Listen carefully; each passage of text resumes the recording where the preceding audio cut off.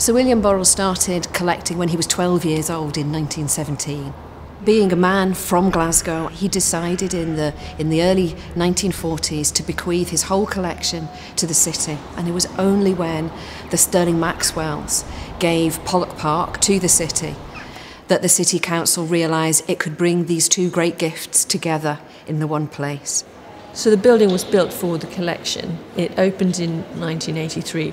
Part of the significance of the building and the collection is that it is, one thing. When the building started to fail, that was one of the very important aspects that we needed to preserve. Once we'd had a chance to think through what works and what doesn't work in the building, we were able to make some interventions. The most visible intervention is what we call the Agora, which is a central orientation hub. Previously in that location there was a lecture theatre, so by opening it up it links the spaces together.